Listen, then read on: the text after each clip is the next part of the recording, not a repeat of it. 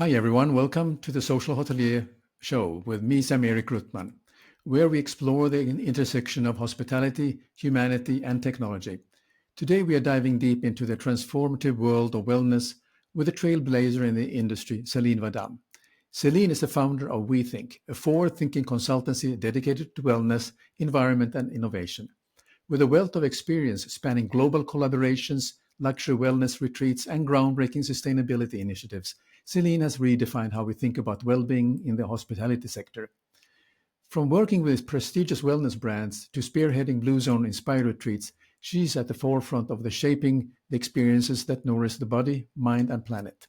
In this episode, we'll uncover Celine's journey, her passion for meaningful collaborations, and her vision for the future of wellness in hospitality.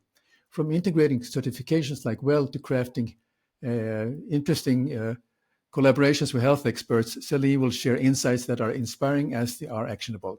So whether you're a hotelier, wellness enthusiast, or someone curious about creating spaces that foster true well-being, this is an episode you won't want to miss. Welcome, Selena. Thanks for joining us today. Thank you, Sam-Erik, for having me. Well, we have had few of these episodes in the past, and I'm always intrigued about the new uh, information you are sharing because you're really living the wellness trend and also what is going on in the demand and the hot buttons of wellness. And I'm particularly realizing that you've been traveling so much during this year, and I would really like to learn a little bit about what has your year been like and how does it relate to the different retreats you are doing. Yeah, I traveled a lot today. I literally did went around the globe, like literally. I started in Azores in Portugal, went all the way to Asia, the US, and then came back to Greece, Italy, UK, and back to Portugal. So it was like literally around the world. And yeah, my year's been good. Thank you for asking. It's been a very interesting year because with WeThink, I'm working on hotel development projects like wellness concept for new hotel development and also renovations. And we've just opened the Four Seasons in Rabat, Morocco. So I worked on the wellness concept for that hotel, and it's quite interesting how things comes back around because that's one of the first projects I worked on when I was working with Four Seasons in development. So it was very cool to work on it again, this time as a consultant. And now, going there a few months ago to see it finally open. So I really followed the full process on this project. So it's always very exciting. And the spa is really wonderful. So I'm very excited for people to see it. And then we launched with Blue Zones retreats. So I've been working with Blue Zones for 2 years now in creating a retreats product that's like an immersion on Blue Zones lifestyle.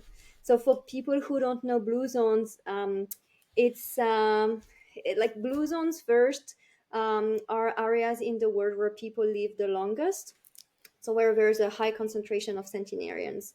And these areas are located in Sardinia, in Ikaria, Greece, Sardinia, Italy, sorry, in Okinawa, in Japan, in Loma Linda in California, in the US, and in Nicoya Peninsula in Costa Rica. And it started with the explorations of these areas. And then from this exploration, Dan Whitner, who was the explorer, started to, like, he brought a team of researchers and scientists with him. And they found out that these places actually, it's not genetics really that define that they're living longer, it's their lifestyle. And they found, like, even if these places were spread out around the world, they found similarities in the core values and their core lifestyle. And so I thought, okay, like, how do we use these lifestyle principles and implement them into US cities? It's from the US.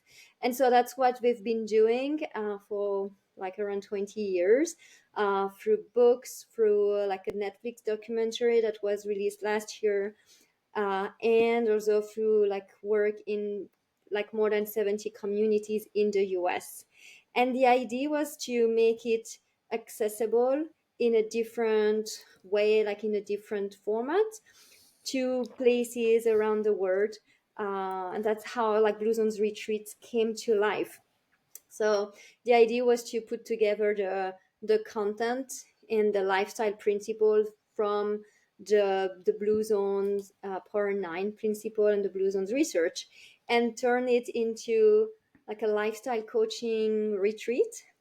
So yeah, and it's really that, it's really like, it's not a lecture. I'm not sitting people down with PowerPoint to like give them like numbers, and it's really like a lifestyle coaching. We have like exercises, sharing, journaling, and we have some activities. So every retreat is different depending on the location, because we are doing like activities, local activities. Like in Costa Rica, we went to visit a huerta. It's a local farm, and we had the grandmother, the abuela, doing tortillas and making us breakfast. We had some treks in the jungle. In Okinawa, we did some Okinawan karate. We did a cooking class, like in the local market. We had like, we made this like grandmother who is, she's got, I don't know, like so many flowers that she's growing in her garden, and she's like infusing them in oil, and like she was there with like 50 bottles of the oil infused flowers with to make like some body oil. And she's starting going to the gym because she's using like spring water for her flowers. And she was getting, because she's getting older, she was getting a bit weaker, and she couldn't carry like the gallons she was like carrying to get the spring water. So she started going to the gym to lift weight to be able to to carry these gallons. So I found this story super, yeah, super interesting. So it's also about meeting people, meeting local people, and really connecting with the location and the Well, that's Blue Zones principles. Yeah. yeah.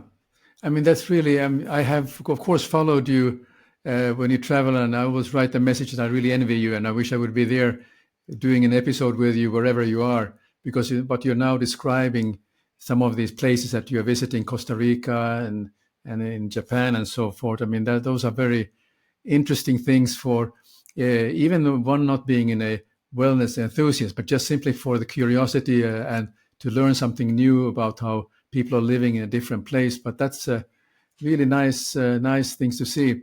I when I ask people, have you heard of Blue Zone? I think there is just about everyone has heard about Blue Zone, and because it caught on in the media, and also thanks to the uh, streaming of the miniseries on Netflix, it became very popular. And then I said, oh, now Celine is doing this. I'm really envying her now that she has really the chance, and admiring that it fits into what you're doing in terms of wellness.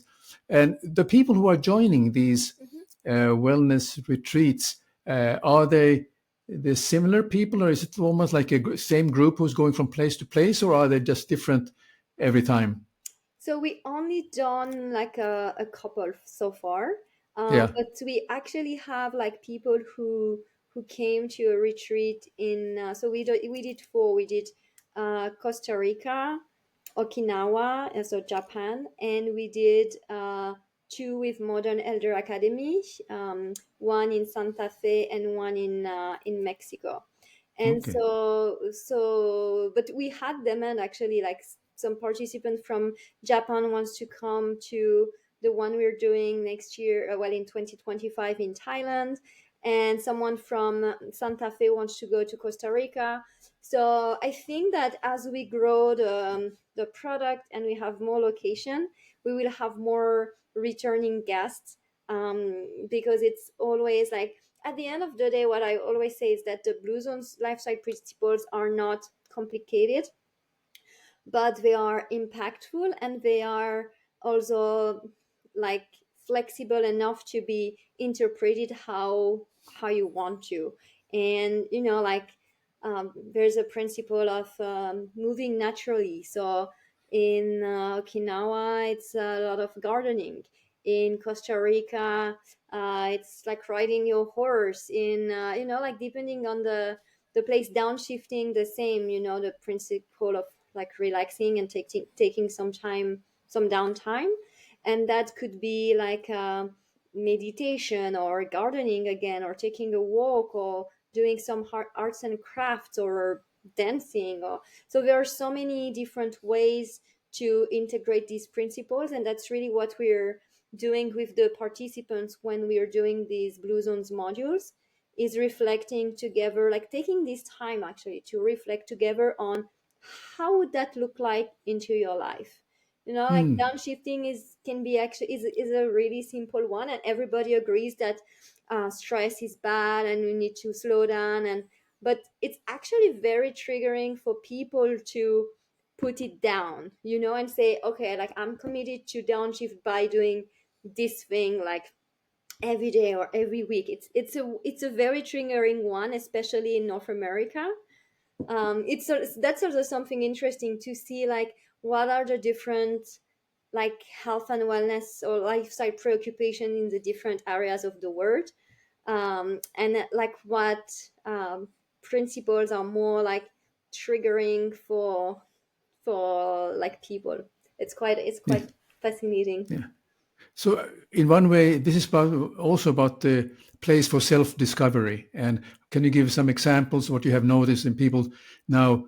When you see them for the first time and then they are in the program, do you sense that there's a self-discovery element and how they react to something that they haven't seen before or experienced before? Totally. And I think that these principles are not new, but are not new to people, especially people who are familiar with the blue zones. But what's new and impactful is really like taking the time to reflect on them, and doing so like in an environment where you are really like cocooned in these hotels. You are like immersed in the blue zones lifestyle, and like you are supported by other people who also want to make lifestyle changes, who wants to be more present for their families and loved ones, who wants to take better care of themselves and their health. So you're in this really um, like closed environment, this container where you really are supported.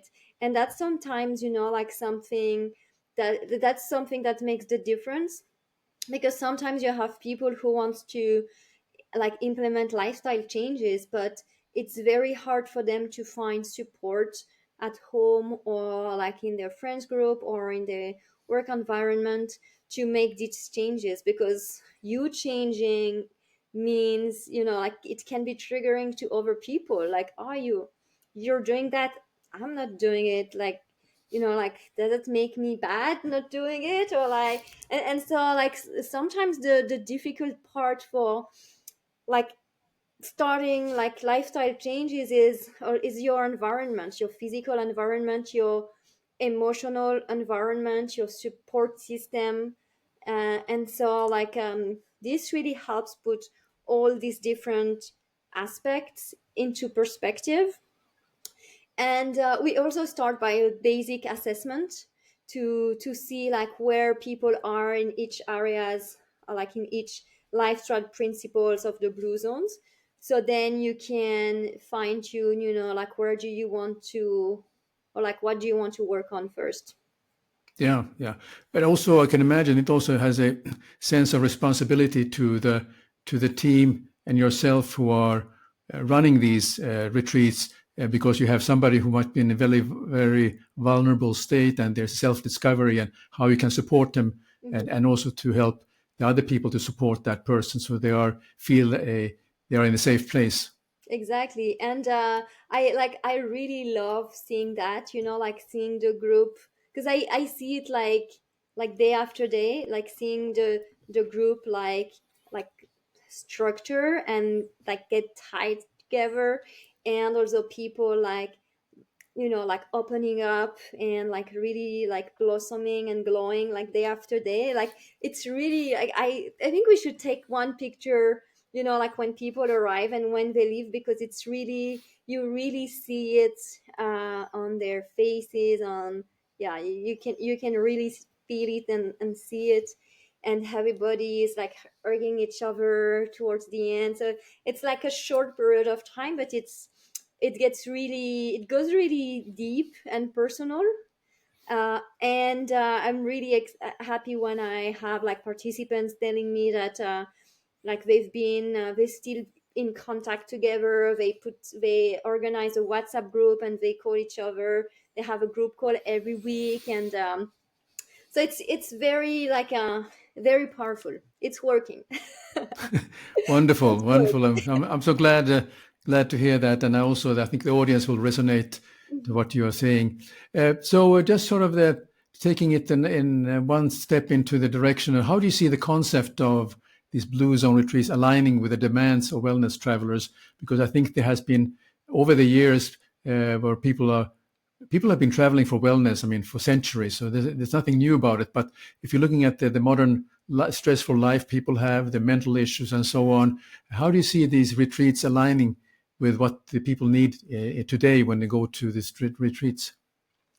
I think that the Blue Zones retreats, like compared to other, like today, like the retreat sector is very fragmented, and like it's really like all over the place. There's everything everywhere.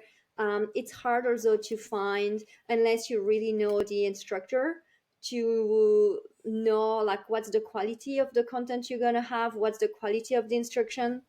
And I have to say, like the number of followers on Instagram doesn't guarantee a good quality retreat. And it's different to have people for a class, like a 1 hour class, even if it's every day, versus having like leading a group of people through like transformational changes and through like a structured program. And so I think like first, one of the big like advantage and alignment to the current market that Blue Zones Retreats has is that all the content is backed up by these 20 years of research from by scientists and researchers, and it's research on lifestyle, on longevity. So all these, so you have the like scientific backup from all of this in the program. So that's really like people want to, like there's so much content out there, like it's hard to know what's true, what's not true. So you already have you already have this certification of that, like the scientific like background. And Yeah, then um you also have the fact that we select carefully also the venues where we are doing the retreat. So we are working with properties that will reflect the Blue Zone's lifestyle and environment. um, Really wonderful people, like the properties we worked with are really, yeah, really amazing. In both Costa Rica and Okinawa, actually, like the employees are amazing. And the it was funny, like in Nicoya in Costa Rica, like to talk with the employees. And they were saying, yeah, actually my grandpa is 103, and in my village like 10 people are more than 100 years old. And so they also really, like, you're really immersed in the Blue Zone location. And similar in Okinawa as well, like when you go to these places, you really, it's hard to explain, but you really feel like, okay, like I get, like the that this atmosphere is really like fostering people's well-being. wonderful. And I think also like another way it aligns is that it's not, you go on holidays, you want to learn, you want to, yes, like um, make lifestyle changes or like do something for your health and wellness. But you during the retreats you also do some sightseeing and you learn about the place and the culture and the people. You have this authentic side, like, like meeting with the local people. You also have like the fact that you meet like-minded people, so it's a group of people that you might not see after the retreat, but lots of chances are that you're gonna like each other and keep in touch, so making new friends. um, and it's not restrictive, so we're not putting you on a diet. The food is absolutely delicious that we're eating. It's not like we're not doing intense workouts, so it's still a holiday. Like some of the places, like of the wellness retreat, some of them are more like hardcore, and so it can be like very restrictive. It's very results oriented. You need to lose x number of kilos, or you need to put on a diet, or you have a series of exams that you, or like checkups to do. Or so this is not that. Like this is more like a softer version. And we also like it's also things that you can take home, so it's not like the quick fix retreat that you do for 1 week. And it's more like that's also why I think we're gonna have more and more repeat guests, to have to see like how it's done in another location, but also how it's done in another season. Like what are the progress I've made compared to the last retreat. And because lifestyle changes take time, it's not something that you just like snap and then boom, it's integrated, and it Yeah. takes time. So that's also where the difference is. You go home with some things to set up, and you have the accountability of the group and the friends group that you've created to support you in that. Very good. Well, for all of you listeners or viewers, if you have any questions, I will put at the end of the this episode where you can ask questions, because I think it raises, I'm sure, ideas and questions you will have for Celine. So please feel free to write any questions you have about the topic that we just described. And also, if you're listening into the podcast, Apple Podcast, put in your comment there, or in YouTube, write in your comments there. So we're very happy to respond to you, and that also gives a chance to even answer those questions in another episode. Okay, so that was wonderful ideas about and experience that you have in running the retreats, the Blue Zone retreats. So let's talk a little bit about partnerships. What role do you believe partnerships like with entities like Clinique de la Prairie or celebrity trainers can play in redefining wellness offerings for like the modern consumers? Yeah, so that's a very interesting question, because that also includes like the Blue Zones retreat. Like Hmm. hotels wants to have a better and like more attractive wellness offering. Like how many times do I have people coming and saying they have a like super innovative wellness concept, and they're gonna do something that no one's ever seen, and they're gonna be the only one. And then I look at it and I'm like, yeah, I've seen that like 100 times already, thank you. And so like so it's and also like I would add that it's also something that like, remember like how F&B was like a few years back, where hoteliers were not restaurateurs, they were not F&B people, and it was hard to get some really cool F&B concept at hotels. Now like you have some really cool F&B concepts, and some really successful hotel restaurants that are like very successful and very attractive to the local people too. So I think we are at the same kind of era with wellness, where hotels right now don't know how to make cool wellness like experiences and cool spas. And they try to like, there's a lot of copy paste, like, okay, let's put a pool, a sauna, a steam room, And so there are like these tick boxes, and using like partnerships right now, it's the same as using third parties when, like with F&B, like few years back. So it's the quick fix, let's use a name, let's use like a celebrity, something to help us.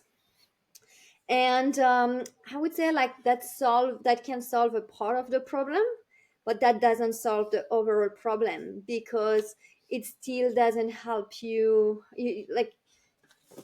I'm taking the example of Clinique La Prairie. Like like at a time I had that every time, I want to do a Clinique La Prairie spa, or like a shower wellness, and I think you don't, because it's a clinic, so it comes with doctors, it comes with like medical requirements, legal issues. Like there's a bunch of things that, as a hotel, you're not ready and you're not equipped to deal with. And so I think it doesn't take away the need for hotels to think thoroughly about their wellness concept, to make something that's relevant for their hotel and their market. So it's not like, and that's the way like wellness is approached these days. It's like, oh, we have a few square meters there, like a few hundred square meters that we can use for the spa, and let's see what we can fit in there. So, like, I'm taking the approach the other way around, saying, okay, what do you want to provide as a wellness experience? What wellness means to you and to your hotel? And from there, how much square meters do we really need? What infrastructures do we really need to make like a coherent and appealing experience? And so sometimes I see like hotels with spas that are too small for what they could do and they could offer. But I also see spas that are far too big for their market. And so it goes like it goes either ways. And using going back to your initial question about using brands, again, it's something that can help to give credibility, to also like attract outside guests, or like to create, um, like you mentioned, Clinique La Prairie or celebrity like trainers. It can also be working with us like a cosmetics brand like Guerlain or Espa, or um, so it helps to some extent, but I don't think it's a like a cookie cookie cutter solution. It really needs to depend. It really depends on the market, on the hotel, on the location, and on what the objectives for wellness are. Yeah, I mean, you're right. I like your analogy about how hotels with the food and beverage concepts, and the hotels were not geared. They tried to do getting a celebrity chef there and try to do a concept and try to do franchising, and then which Aaron they know nothing about.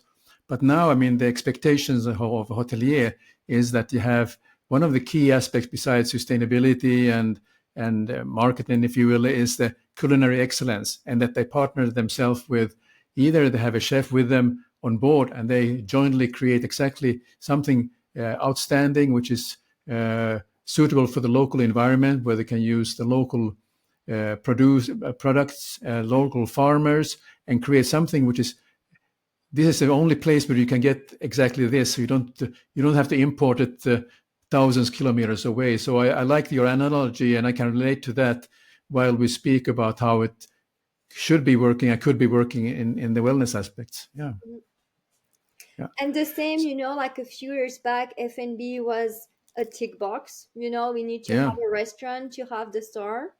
Spa is the same, we need to have a gym, we need to have a spa.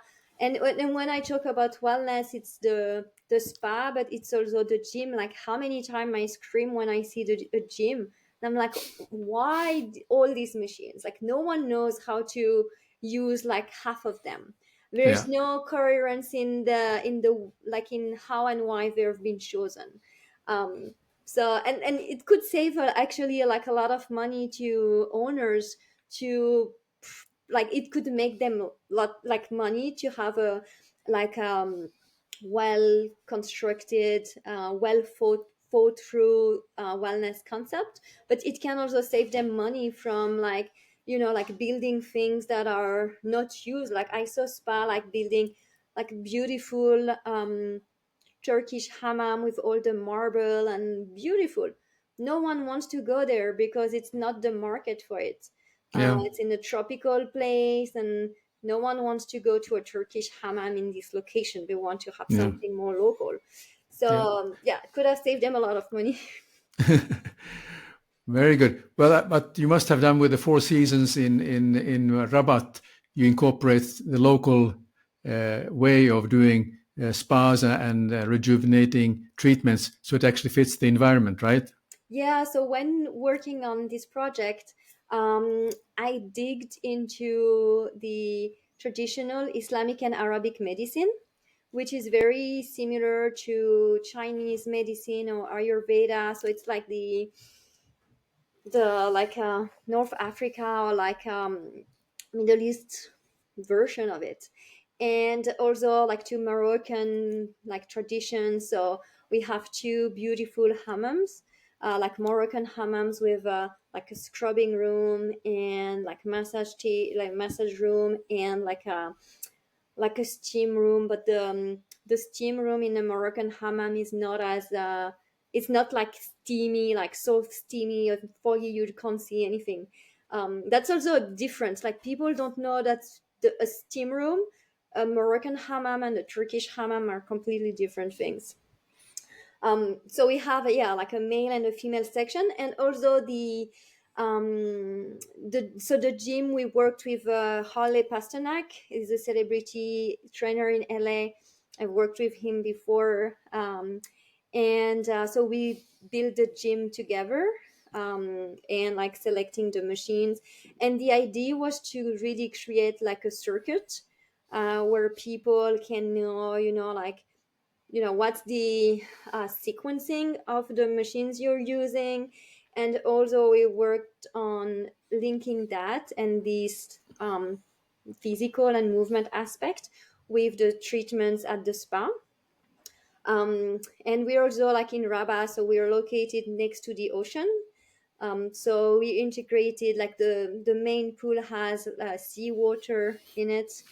We have some water experiences, and we have also like a hot and cold circuit that goes, like after your workout you go and you have your sequencing and your circuit with the hot and cold therapy. And we went with like a sauna with aromatic herbs, like local. They grow a lot of rosemary on property, so like having these aromatic herbs. We have a steam room and we have a snow room. So you getting the cold through the snow room, which is still effective, but not as harsh as a cold plunge.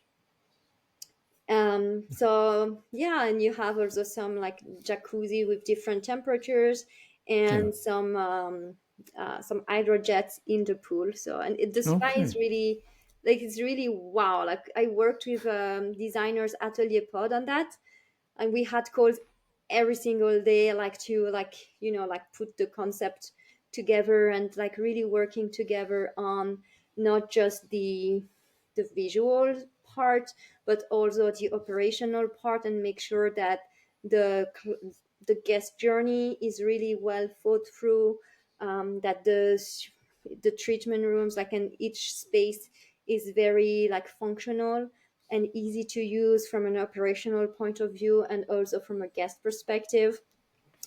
Yeah, you should go and and tell me what you think about it when you have Well, a chance. I'll tell you, you will be surprised. I might be go there because I love Morocco, and we may have a project lining up in Morocco one of these days. So I've been to Rabat, and I know the Four Seasons has been a project that has been going on for quite many years before it actually finally opened, and Wow. I'm glad finally it has been Yeah. successfully opened. And with the way you describe the wellness is sounds really maybe not the right expression, but mouth-watering. Sounds very exciting and Mhm. intriguing. So definitely have to give it a try. So let's move on to maybe the final questions for this episode, which really relates to there's so many wellness operators around, and then it almost feels like it's like a marketing tool. But how can certification like WELL or other wellness standards generally impact credibility and effectiveness of wellness concepts versus them being perceived as mere marketing tools? I think again, it goes back to the concept of your property and like your wellness concept, because it can be very useful. Like the well, like a well certification, they have this product called well rooms, and I've seen them. We had them at the Four Seasons in Beverly Hills, where a whole floor was converted into a wellness floor. It's the floor where the pool and the gym are and the spa are. And so these rooms were, so the well rooms, they have like special air filtering system, water filtering. There's this mirror that has like a mood light.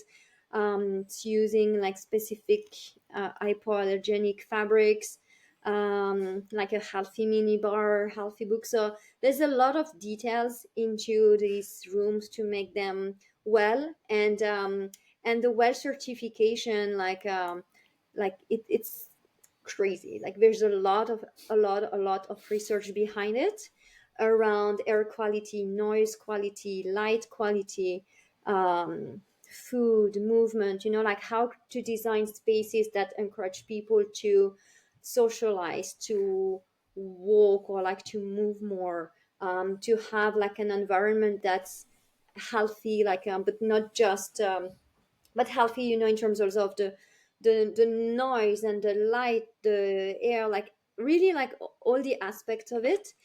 And yeah, it's been working really well. And it's, like they have some studies where it's actually helped increase the ADR of these rooms, like before and after being transformed into well rooms. One thing that I always wonder is like, if these are well room, why aren't all the rooms well rooms? Like, does it mean I'm not gonna sleep well if I'm sleeping in a non-well room? But so yeah, I would tend to say it would be nice to have them all like Yeah.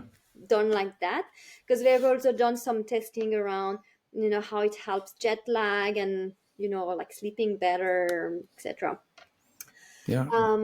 So yeah, it definitely helps, and it's also like a certification that's more recognized now, and some owners actually require it now, the same way that certification like LEED, are used for sustainability. So I think, as has this kind of certification are more familiar with the public, they would be very useful to, yeah, they would be very useful for guests to identify what exactly is done outside of the spa.